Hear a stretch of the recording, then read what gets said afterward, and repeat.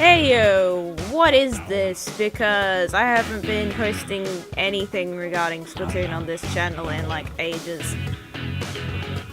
I'm gonna do a thing. I'm only gonna record it every few days. Just to show off. There was a video I did a while back called I Talk About Map Crud in Splatoon or something like that. In that video, I mumbled about two maps, namely Anchovy Games and Mahi Mahi Resort. Simply to talk and point out aspects of the stage. That's for a different purpose, but this is for an entirely different purpose to that. I just want to let people know the kinds of detail that goes into these stages, and that if you were to emulate it yourself, like, these are the things you would need to look out for. So right now I don't want to do Kelp Dome because while it is an old stage that has been redone technically because it does have those extra pathways, it's still fundamentally the old stage with a few boxes or something like that in there. Do check those out, but I will be solely doing the new stages in this like mini series, I guess, if I keep this up. So right now I'm just gonna go to Humpback Pump Track Recon and show off. Yes, this is post online stuff, so now you gotta know which parts are really stage geometry and what isn't, because, well, as you can see, the camera's having a bit of a collision thing because these are part of the stage geometry. You would load the Humpback Pump Track file, which I think is named Wave. The stage is named Wave internally because of the way the track is laid out. But these bins, for example, would be part of it.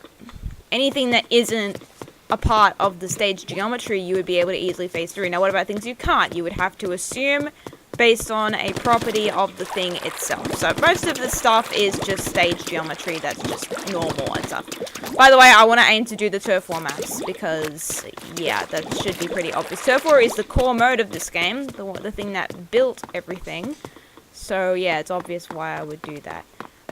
Mosh Pit is obviously mesh because it's not, there's nothing about it that would be very obviously in another thing. Now, ignore the jellyfish. I'm not going to consider the jellyfish as part of anything. They're obviously NPCs. These things, they're officially called bumpers, but they are called bunkers in game. I believe this one is 01. There's also these things right here, which are, wow, that inked perfectly. But that's the reason why is because this object here and the other one up here are called general boxes. It's because of their design that's used fairly often for these types of boxes. They will typically, a general box has like 15 versions to accommodate for all of the variations you see of it. This patterned fabric box. Yeah, it's fabric. But yeah, I gotta consider. There's not much else in the stage. The rest is just stage geometry, from what I can tell.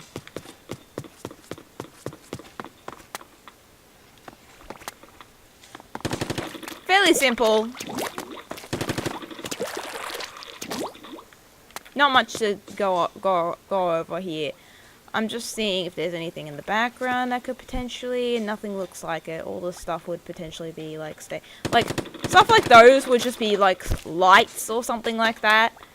Like they'd just be like force out smoke in like a static fashion in the actual model of the stage.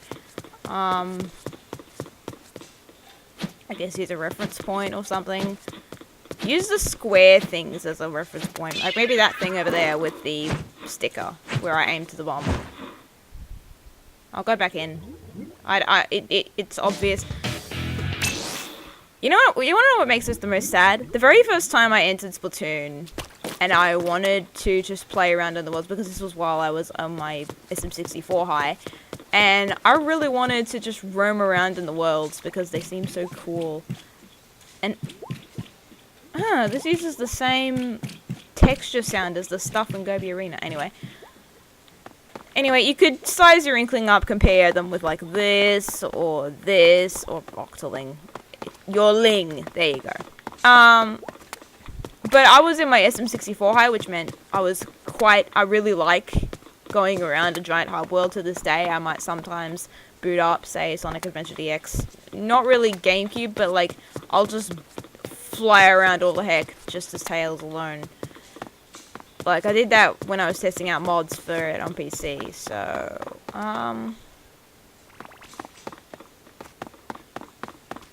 yeah, there's not much in the stage that I think that would be considered. This is a very, very simple stage.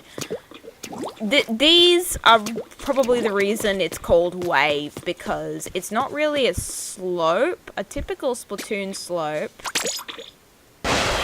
which is actually, there's an example in this level, is like this, or this, or this. You could basically just make it like a triangle or something, and that's your typical slope. But these things are like,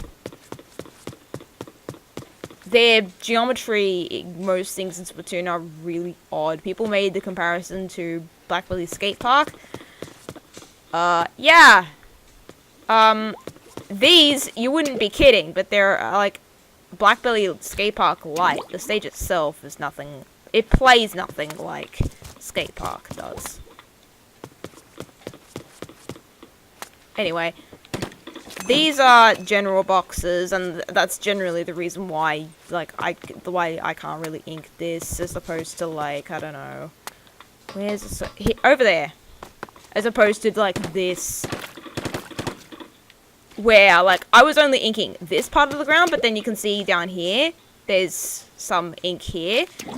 I've seen this a lot in Splatoon, so I think it just has something to do with the way the models take it, whereas this is a separate object. You could load the model of this whole map up and you wouldn't see these because they're a separate object. But yeah, I think the mirror, sorry, cuts off around here, so you don't really have a lot to see otherwise.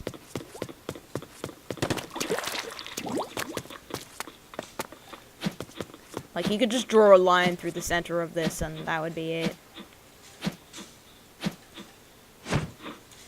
I'll inspect spawn in the next run. The spawn point.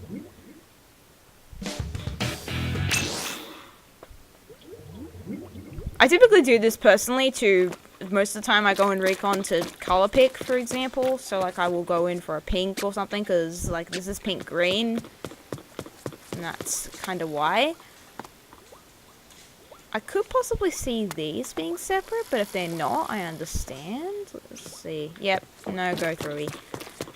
Sometimes they don't, which is sort of weird, but most of the time they do.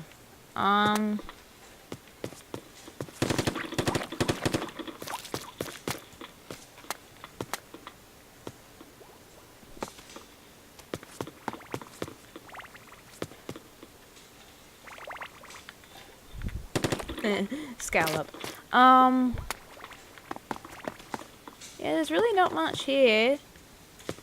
Like, in terms of stuff. Like, if I were talking about Sturgeon Shipyard, that would be a different story, but, this place is, like, fairly basic. I could just load up whatever general box this is, because they're all bludgeoned into, like, individual files. Although I don't think that would be as much of an issue, because with the Wii U, with Splatoon 1, these general boxes, the way the old B-Frez Blender script worked, every model just loaded up as one giant bludgeon of things, which really made it annoying in some cases. So all these boxes, of the versions of them, were just bundled up together. I guess if you're loading from, say, 3ds Max with RTB stuff, you could just pick the number and see if it matches the shape.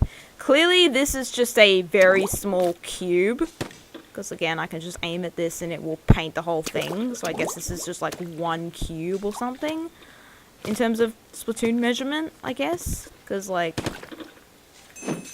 yeah, a couple of it went onto the floor, but that's just droppy. That's just dropping stuff Like, it's not what you saw here, for example, where I'm aiming here.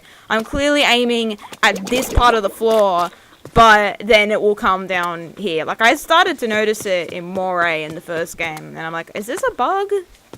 It's a bug no one was clearly noticing, but I don't think there's much anyone can do about it.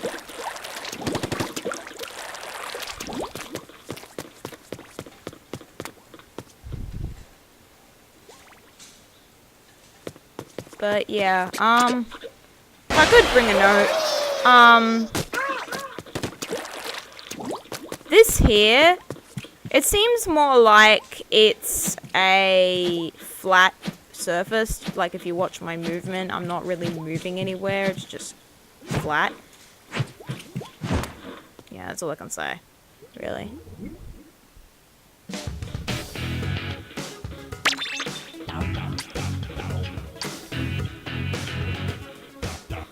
If I do the other stages, I'll have to say which is not really, because the assets in them will be different from their ranked versions to Turf War, so I don't want to do that.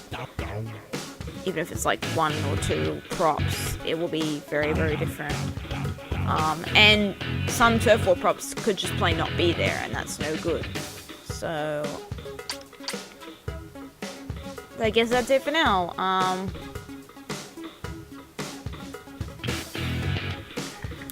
Yeah, see you in the next one, I suppose.